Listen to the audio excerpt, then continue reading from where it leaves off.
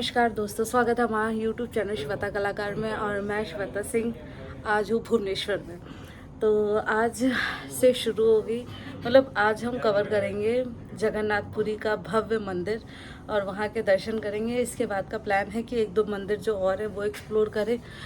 बोले तो कोणार्क एक्सप्लोर करना है और जगन्नाथ जितना हो सकता है कवर करेंगे। अब पता नहीं फ़ोन अलाउ है कि नहीं अलाउ है, हो सकता है बाहर से शूट करने को मिले, तो ठीक है, बाहर का जो प्रांगण है वो सब दिखाएंगे और रूट वगैरह भी आपको दिखाएंगे कैसा है। तो ये जो रूम था ये रेलवे स्टेशन के जस्ट बगल में था, लगभग 200 मीटर पे। और इस पूरे रूम का जो प्राइस है, ये हमने फैब होटल से बुक किया था, तो इसका जो प्राइस है वो लगभग 2200 एक कमरे का है। और इसके अलावा अब हमने करी है कैब, क्योंकि पूरे दिन हम लोगों को सुबह सुबह निकल जाएंगे। अभी नाश्ता वगैरह नहीं किया है, टाइम हो रहा है 8, एग्जैक्ट 8 बज रहा है। तो देख रहे हैं छोटे जनाब भी सो ही रहे, अभी इनको गाड़ी में ही रेडी कर लेंगे। तो नाश्ता नहीं किया है, नाश्ता हम दर्शन करने के बाद ही करेंगे, पहले दर्शन करेंगे। और कैब हमने बुक कर ली है इनोवा। इसका प्राइस पड़ा था हमें एक दिन का 5000। वैसे अलग अलग रेट बता रहे थे, बट आप मान के चलिए 4 से 5000, 5500 का खर्चा आएगा ही आएगा अगर आप बड़ी गाड़ी बुक करते हो। क्योंकि हम लोग ज़्यादा थे तो इसलिए हमने थोड़ी सी बड़ी गाड़ी बुक करी। तो सब लोग हो चुके हैं रेडी, बस अब थोड़ी देर में हम लोग जाते हैं नीचे और उसके बाद शुरू करते हैं अपनी यात्रा। जय जगन्नाथ। हम रुके थे भुवनेश्वर में और जहाँ हमें जाना था वो था जगन्नाथपुरी। तो भुवनेश्वर और पुरी में लगभग 1 घंटे का रास्ता है। तो हमने अपनी कार रेंट कर ली थी और ये थी अर्टिका। आराम से 6 to 7 लोग आराम से इसमें बैठ सकते हैं। इसका जो किराया था वो लगभग था 5000 रुपये। और क्योंकि ये एरिया कोस्टल एरिया है तो मैं आपको सजेस्ट करूँगी कि अगर आप अपनी ट्रिप प्लान कर रहे हो तो कोशिश करिए कॉटन के कपड़े लेके जाने की, क्योंकि यहाँ पे बहुत ज़्यादा गर्मी होती है। जैसे ही कार में बैठे वैसे ही हमारे विशाल भैया को लग गई है भूख। विशाल भैया भूख लगी है as usual। तो गाड़ी रुकवाई जाएगी थोड़ी देर में खाने के लिए। पहले पेट पूजा होगी, उसके बाद हम भगवान की पूजा करेंगे, क्योंकि यहाँ पे पेट का मामला है। बाबू भाई ये देखिए, छोटे जनाब आओ आओ, तो पीछे जगह रुक जाओ। हम रुक रहे हैं हरे कृष्णा वेज रेस्टोरेंट और यहाँ पे आज का हमारा होगा ब्रेकफास्ट, कि हमारे विशाल भाई को लगी थी भूख। तो यहाँ पे हम एज यूजुअल साउथ इंडियन, कुछ बढ़िया सा साउथ इंडियन ऑर्डर करेंगे, देखते क्या खाते हैं। मैंने वाइटी बड़ा और उसके साथ दिए इन्होंने मटर और चटनी। अच्छा ड्रामा, बढ़िया सा ब्रेकफास्ट। इनको लस्सी पीनी है, लस्सी है नहीं। तो पेट पूजा करने के बाद हम लोग निकल लिए थे अपने धाम के लिए। और यहाँ के खाने की बात करें तो खाने में आपको थोड़ी स्पाइसेस और नमक कम मिलेगा। तो मुझे यहाँ का खाना ओके लगा। तो क्योंकि हम लोग यूपी से हैं तो यूपी में थोड़ा ज़्यादा स्पाइसी और चटपटा खाया जाता है, तो ओके था। और अब हमारा सफ़र हो चुका है पूरी तरह से शुरू। वैसे मैं थोड़ी सी स्पिरिचुअल ज़्यादा हूँ और ऐसी जगह कवर करने में मुझे मज़ा भी बहुत आता है। और इसके पीछे क्या हिस्ट्री रहती है ये जानने का मज़ा तो अलग ही होता है। क्योंकि अब हम 4 धाम जा रहे हैं तो चलिए आपको इसका थोड़ा सा बैकग्राउंड बताते हैं। हमारी हिंदू शास्त्रों के हिसाब से ऐसा कहा जाता है कि अगर आप 4 धाम की यात्रा करते हैं तो उस व्यक्ति को मोक्ष और मुक्ति मिलती है। और इस 4 धाम में हमारे 4 धाम आते हैं जो इंडिया के 4 अलग अलग कोने में स्थित हैं। पहला है हमारा बद्रीनाथ, द्वारिका, पुरी और रामेश्वरम। तो मैं पहुंच गई उड़ीसा का शहर पुरी में और ये जगह विश्व में प्रसिद्ध है श्री जगन्नाथ मंदिर के लिए। यहाँ पे सिर्फ एक मंदिर नहीं बल्कि आस्था की एक अनोखी दुनिया है।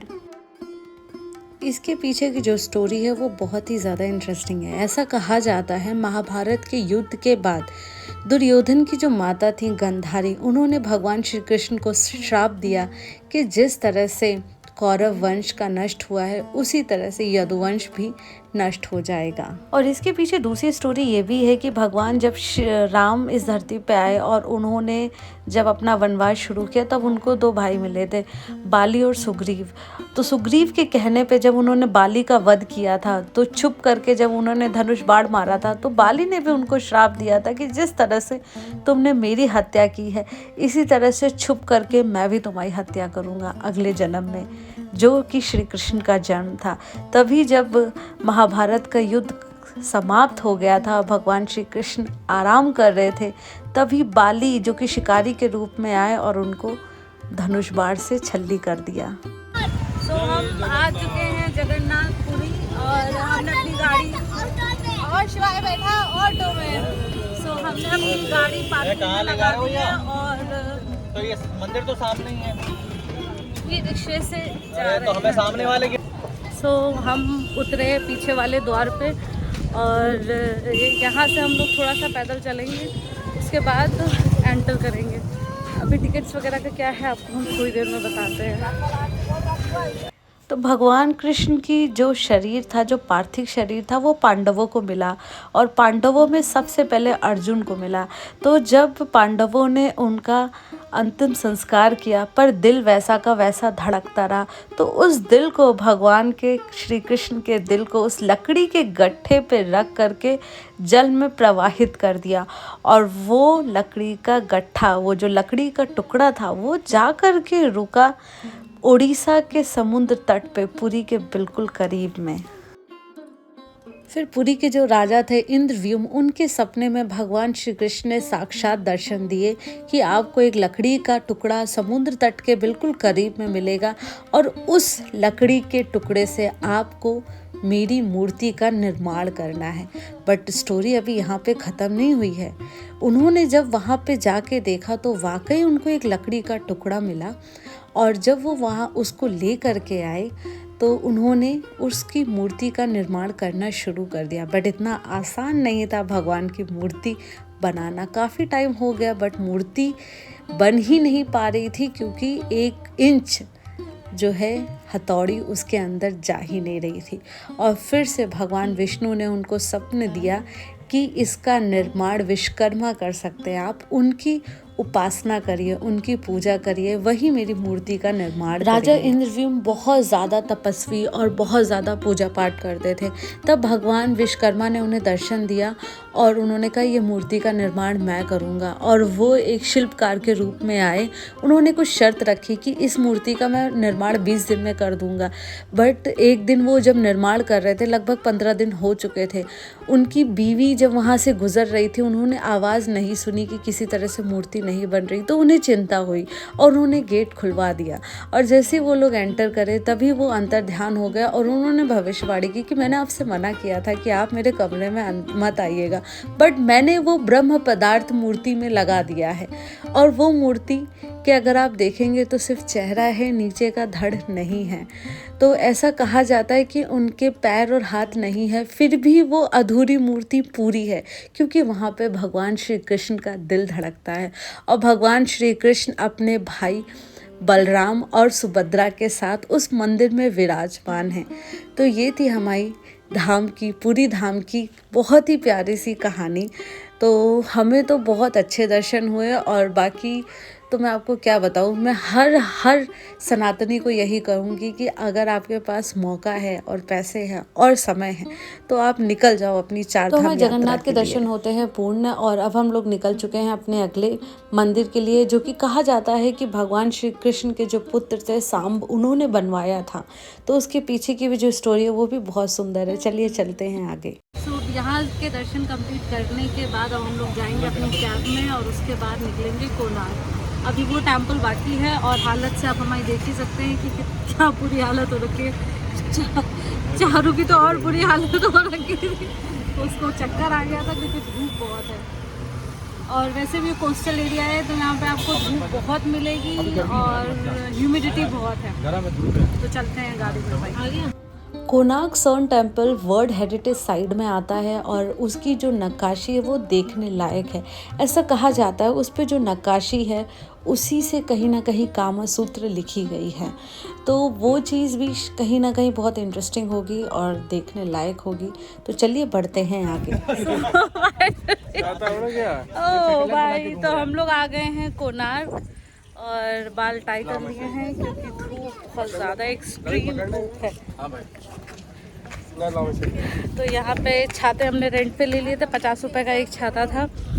और ये जो मंदिर है ये भी काफ़ी ज़्यादा पुराना है। ऐसा कहा जाता है ये मंदिर भगवान श्री कृष्ण के जो पुत्र थे उन्होंने बनवाया था, क्योंकि उनको कोढ़ हुआ था, उसको पाप धुलने के लिए ये मंदिर बनवाया गया था। इसकी हिस्ट्री और ज़्यादा इंटरेस्टिंग है, हम आपको थोड़ी देर में बताएंगे, बट अभी हम ब्लॉग बनाते हैं। ऐसा लग रहा है। Welcome to Konark. I am very excited. ये देखिए हमारे छोटे जनाब को भी देख लीजिए भाई।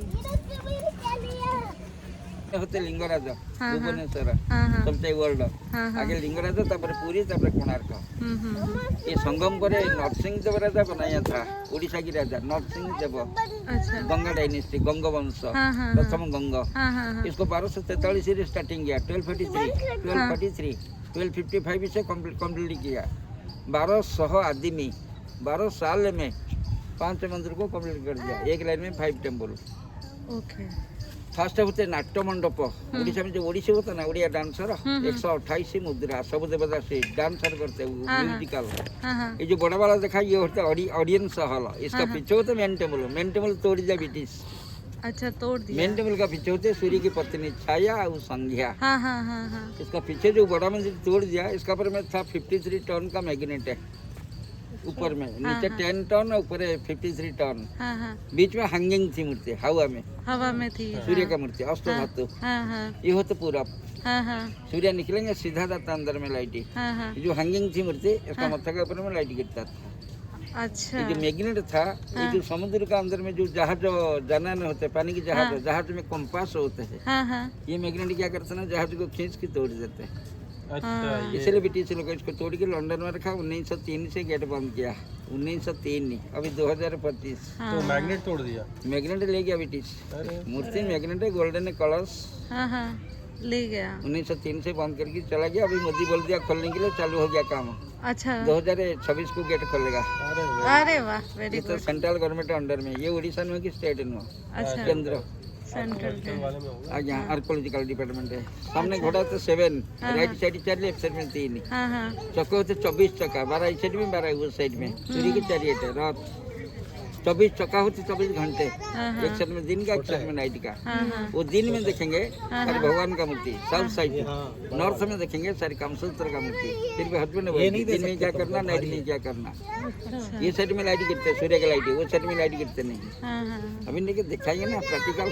अच्छा, आदमी के 3 स्टेज है। बच्चा लोग का हाथी घोड़ा देखेंगे। अच्छा, यंग आदमी देखेंगे मिडिल कामसूत्र। अच्छा, बूढ़ा बूढ़ी देखेंगे ब्रह्मा विष्णु महेश्वर ऊपर में। ये है दौलत।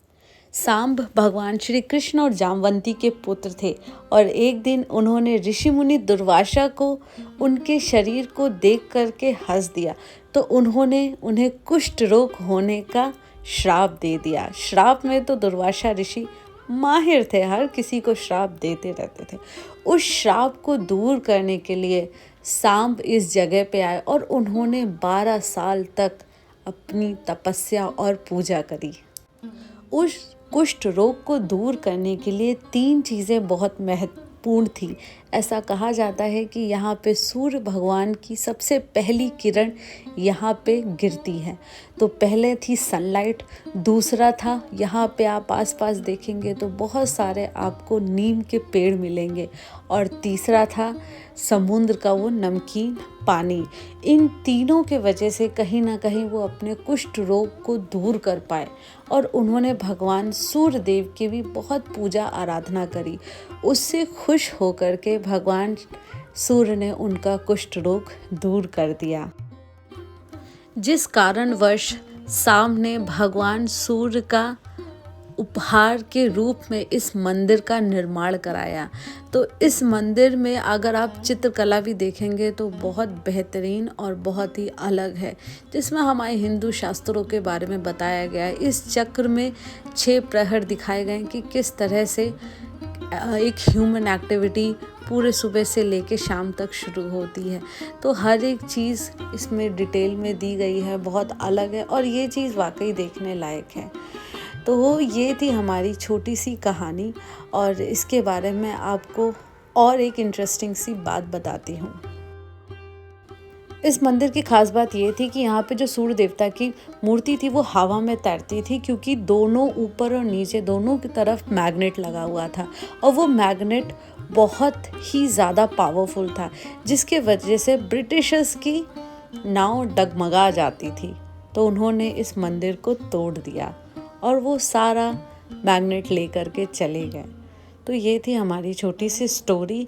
तो अगर आप यहाँ जाते हैं, पुरी जाते हैं, तो इस जगह को आप ज़रूर एक्सप्लोर करिएगा और मुझे कमेंट करके बताइए कि जो भी मैंने आपको बताया कि आपको मज़ा आया सुनने में। अगर आपको ये ब्लॉग अच्छा लगता है तो कमेंट ज़रूर करना और जितना हो सके दोस्त यारों में शेयर करना। तो मिलते हैं आपको नेक्स्ट ब्लॉग में। इसका जो पार्ट 3 है वो भी मैं जल्दी रिलीज़ करूँगी। Till then take care, bye bye.